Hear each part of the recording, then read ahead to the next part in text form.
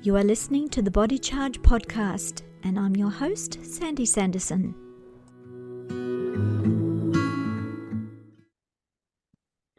Welcome. Today's podcast is What Does Your Heart Rate Show About Your State of Health? I have with me a special guest, Dr. Greg Elliott, who is an exercise physiologist, kinesiologist, and osteopathic practitioner. He specialises now in the heart rate variability technique because of a link he found between highly disciplined athletes with balanced diets and those with people who have chronic disease ailments.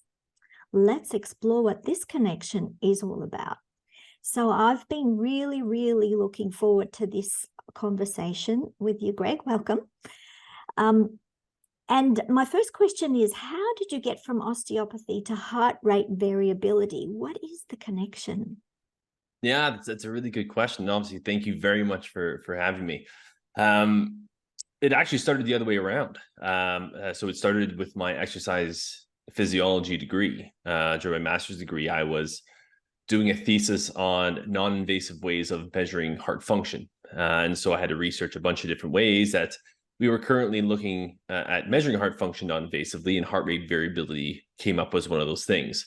Now, my thesis in particular was looking at techniques during exercise, and it didn't fit at the time.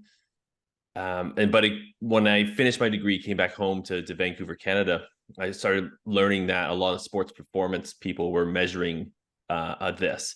And I was wondering as to why that was the case. As I started to dig into the research a little bit more, it was very much rooted into health more than performance. And so it got me curious to diving down that rabbit hole.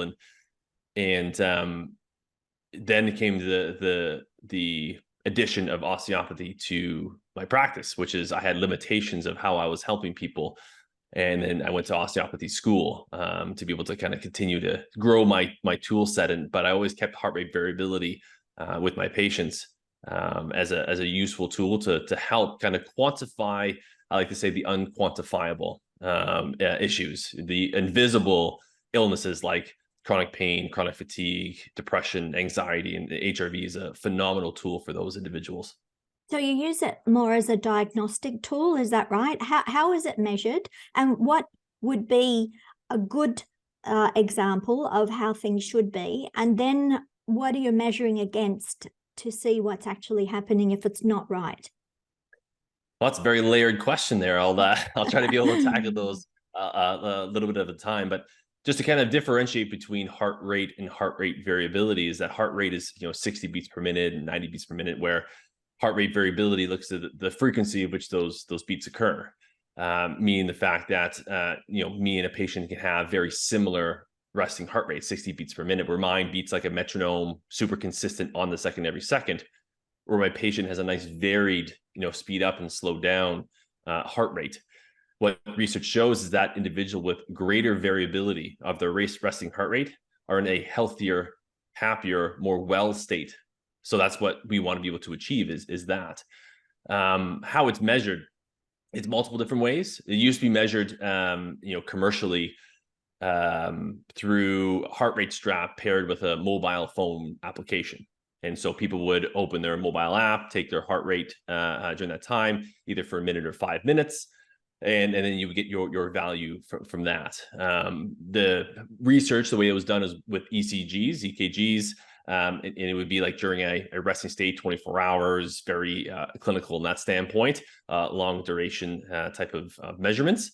And then now with the advances in wearable technology, you can now just get an accurate capture with a little ring on your finger or a wrist-based wearable device that used to be only accessible to clinical grade medical devices. So that's phenomenal. And the last kind of part of the question is it's not necessarily diagnostic, but it's more to a point of providing some objectivity for individuals that are suffering from conditions that don't necessarily have a lot of quantifiable metrics, or people that do, but they just want more feedback as to is there changes they're doing with their medication or nutrition or whatever it may be. It gives it more immediate and continuous feedback on, are you making the right choices? Is it doing what it's supposed to be doing?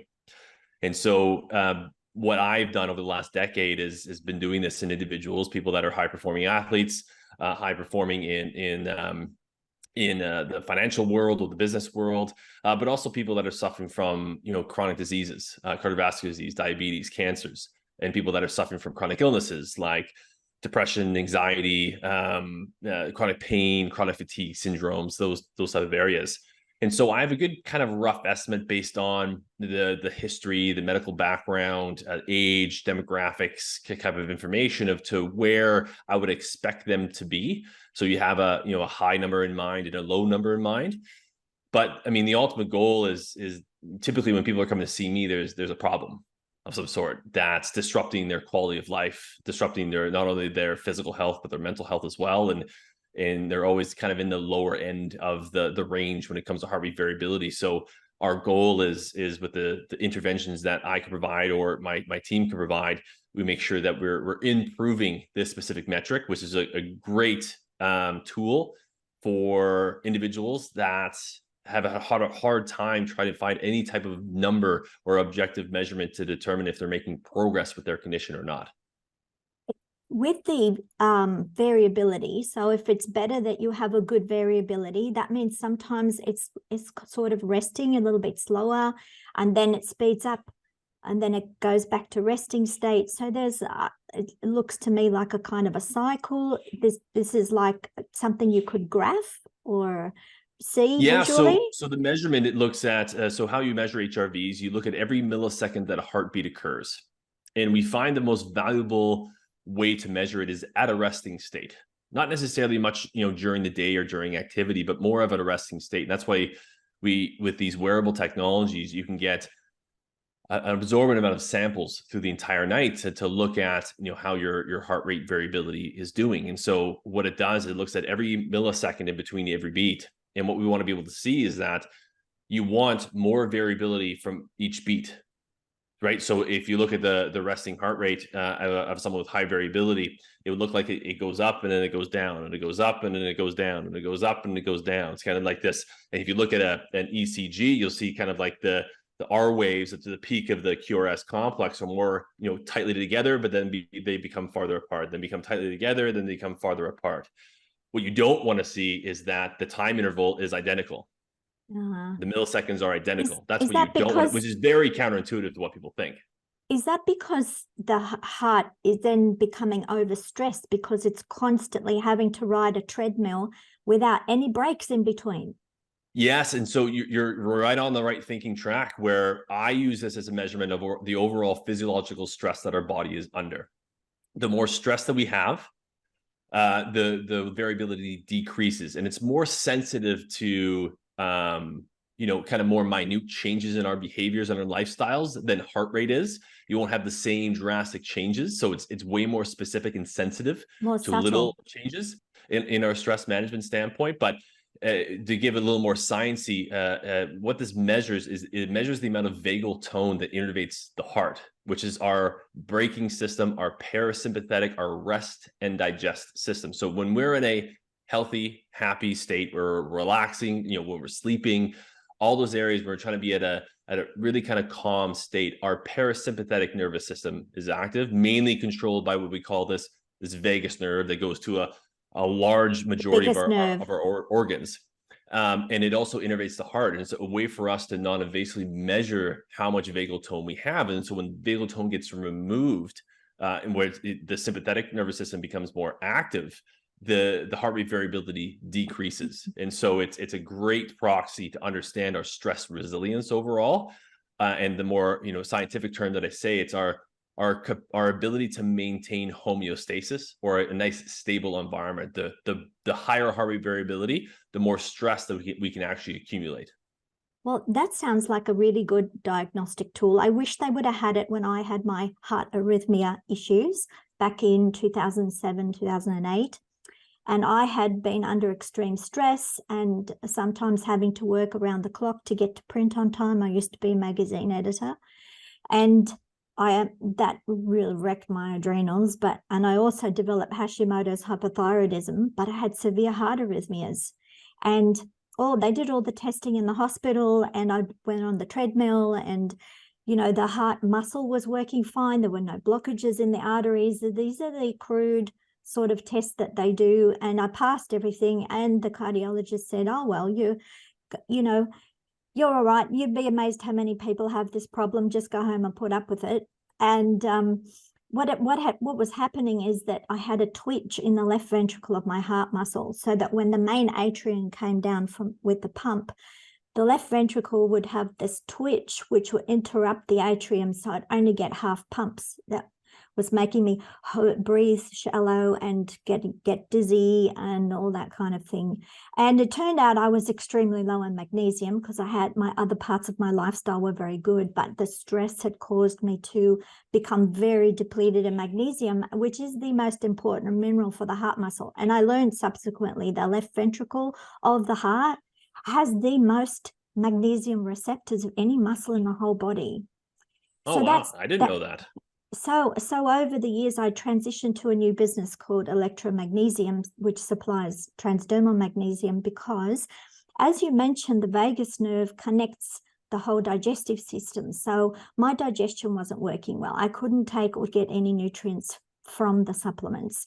I was, the heart rhythm, the digestive system, it was just constantly in stress. And without the magnesium, I couldn't get off that. Mentioning treadmill, though, when they put me through that test, everything started to regulate when I was active. It's when my body was idling that it was becoming irregular rhythm. And it felt like, when you have a car and it's not tuned and you're sitting at the traffic lights idling, and suddenly it's an uneven rhythm, and you think any minute it's going to stop. And that was the feeling I was getting. Any minute this is going to stop. I have to keep revving. Revving was the only way that I could feel, getting back to some kind of even rhythm. But as soon as I added the magnesium via skin, I was able to become calmer and more rested, and things got better and better over time. So that's very fascinating for me, that now they have such more subtle diagnostic tools, because if I had have let this go and not addressed the issue, it would have developed into atrial fibrillations, and I could have had a heart attack even. Yeah, no, and that's, you bring up a really good point, is that it makes it very difficult. And this is where he said is HRV diagnostic. It's not necessarily diagnostic, because the stress comes from many different reasons, right? It could be from low magnesium, it could be from too much carbohydrate, it could be from lack of sleep, it can come from financial stress that we have, and so it's not diagnostic. The reason why I like it is it kind of gives a yellow flag of saying, like, hey, there's something that needs to be looked at a little bit deeper, and let's be able to put all stuff on the tables to where we address. And you're right on the money that there's some tests that they kind of go down these rabbit holes, these silos, and go specifically to the heart and see, oh, there's nothing wrong with the heart, but it doesn't necessarily mean that you're where you should be. And so what I always suggest people do, and obviously you found this out through this way as well, is getting a good amount of blood work done to look at all the systems of the body to determine kind of where there's some abnormalities from your physical being, and how do we start to be able to address those from the most foundational level. I always begin with that side of things, to say, hey, are there any deficiencies that we can start to be able to supplement with, or be able to change your lifestyle and habits to be able to address those things. One of the foundational things is, when I do consultations around heart rate variability and it's low, and people want to know, well, how do I increase it? The first thing I go, what was the last time you had blood work done? That's, to me, it tells a lot of story. It's really hard that, you could be under a lot of stress, but what if you have diabetes? What if you have a cancer tumor or something that's medically, it needs to be addressed? Like, I need to get rid of those big things first to see if there's anything that's missing in your body to kind of optimize. Let's start there and then start to build on top of that. Yeah, it all shows up in the blood, doesn't it? And so the Chinese call it the qi energy. And so that's the zeta potential, or the fluidity of the blood. So it moves around the circulation, actually in a spiral motion around the tubes, and the blood cells rely on a negative charge to bounce off one another so they don't stick together. And then when they have a full surface area, they can absorb more oxygen and nutrients from the blood plasma and then move around the body and access the tiny capillaries much better. But when the blood starts to get thicker, the charge changes, the chi energy changes, and the cells become sticky. And attract one another. So that then makes it difficult for the heart to pump, difficult to access the small, tiny capillaries that only take one blood cell at a time. And so you get then peripheral issues to the extremities of the body not getting, the nutrient from the blood supply. So you would be seeing this, I guess, as an osteopath that affects the bones, it affects the ligaments, all the muscles, the tissue is not being supplied with the resources that they need for efficacy. And then we get a calcification effect. And that's directly related to low magnesium. So magnesium helps us stay hydrated and flexible, which is very important for the muscles. But if you have low magnesium, you tend to accumulate too much calcium, which is the tightening mineral. It's also dehydrating. So then people get stuck and they get muscles like rocks. And then the blood supply can't access again those tissue cells. So it's very important to focus on the blood first. As you said, it's extremely important. It's a window into what's happening into the body, if you know what you're looking for, I guess.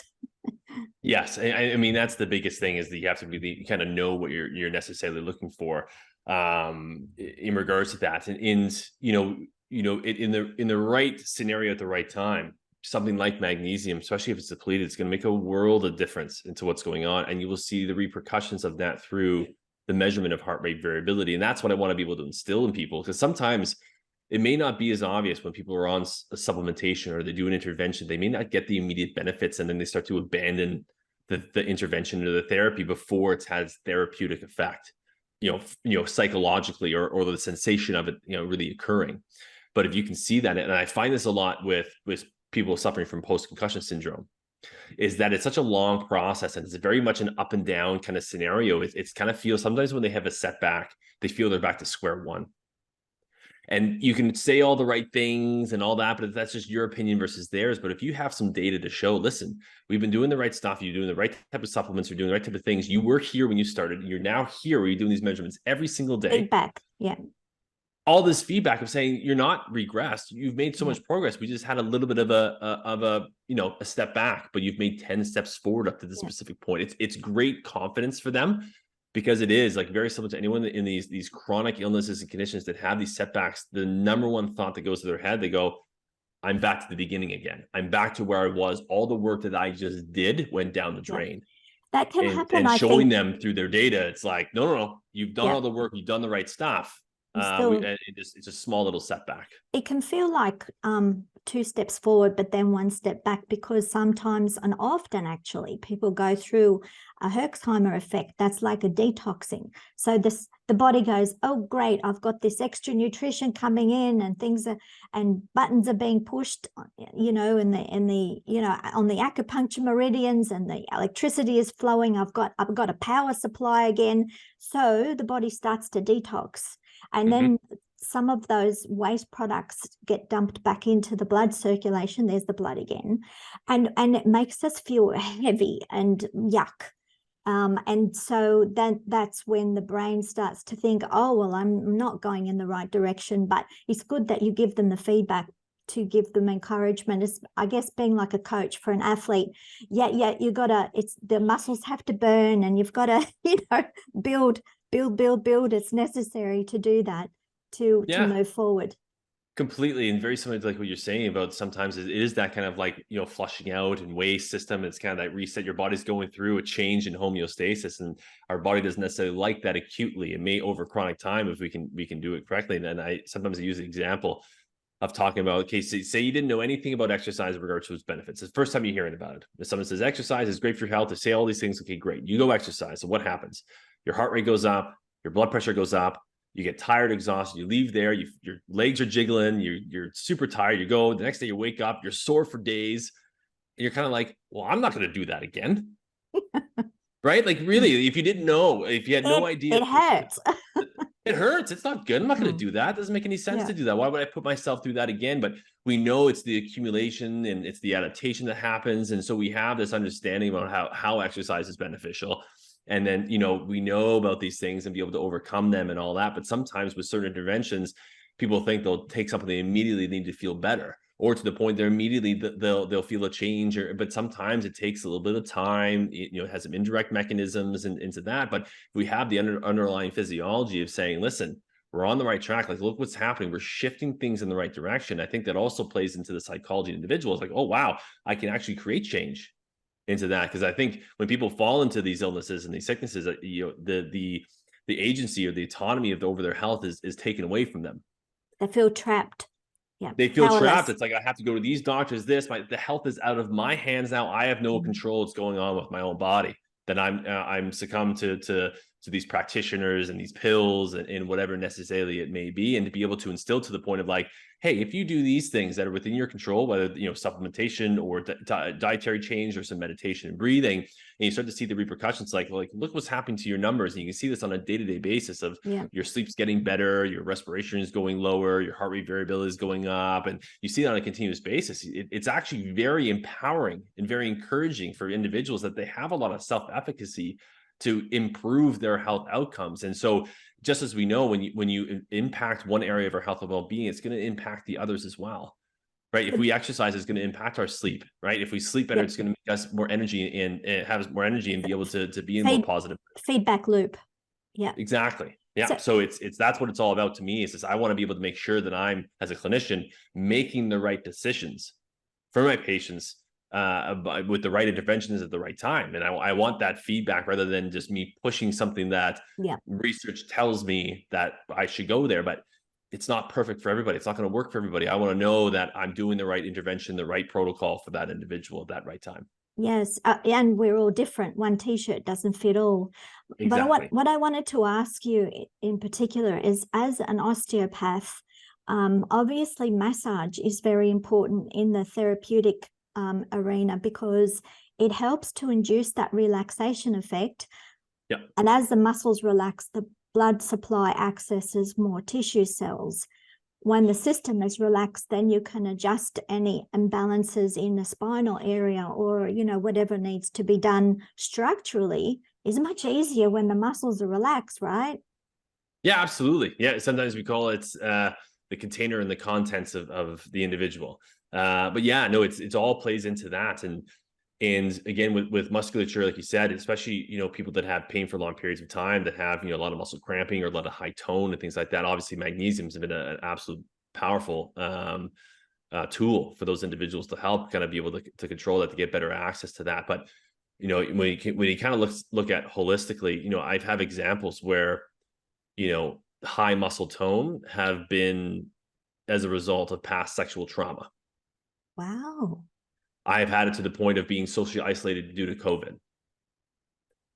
I've had it to a point where it's been, some sort of mineral deficiency, to a personality trait that people are very rigid in their personality. So they all come from different ways of addressing. And, we can find tools that can help and benefit. But what I really hope to instill into people and surround myself with individuals to try to get to, what is the low hanging fruit for these individuals? What is the one thing of their wheel of wellness that encompasses all areas of things that we can improve our health and well-being, and which is the one that seems to me to be addressed the most? And I really want to get into the understanding of the biological, psychological, and social health of that individual, and in which one of those areas seems to be needing more investigation.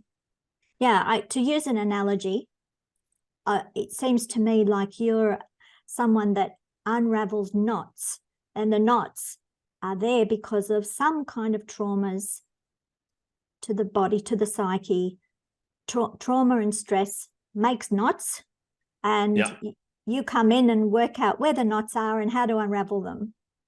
Yeah, it's the way that I kind of describe it for individuals is, sometimes when people have symptomology of different areas, whether it's pain here or fatigue, it's like, what we're trying to do is all these symptoms are the victims, and I want to go after, try to find the criminal.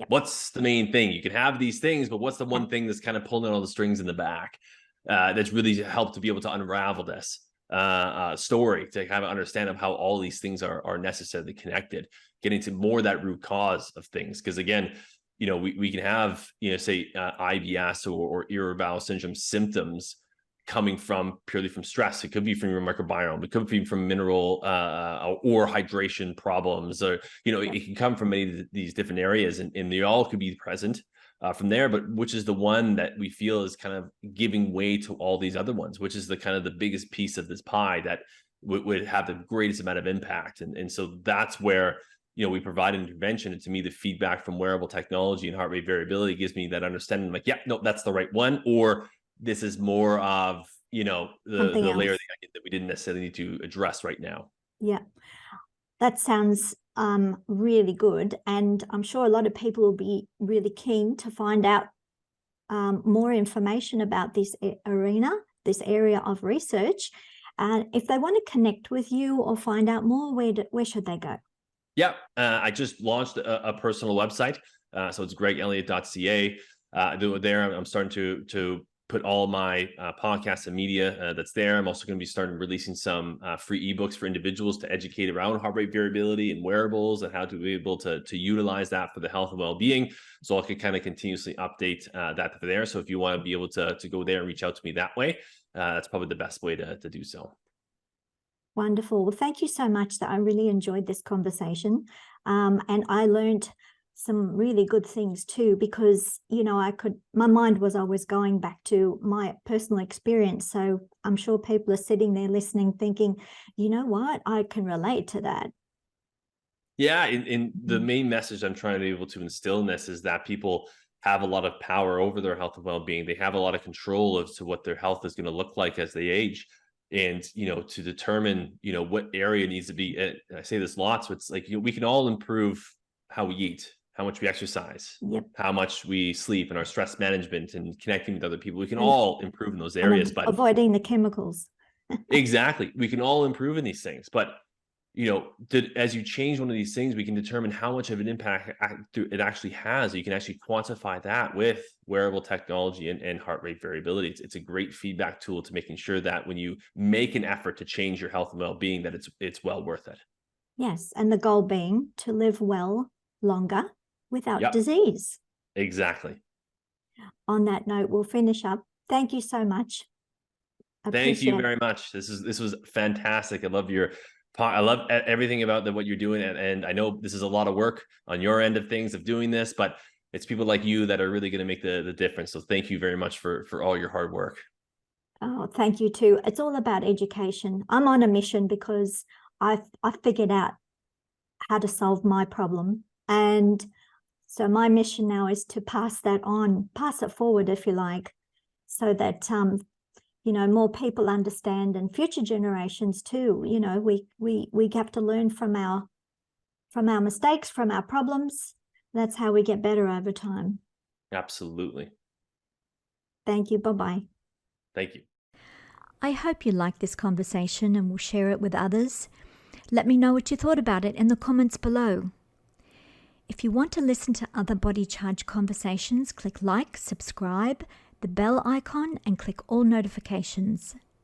Subscribe to our newsletter to get updates on blogs, podcasts, videos, and Magnesium special offers at electramagnesium.com.au. Relax, recharge, and recover.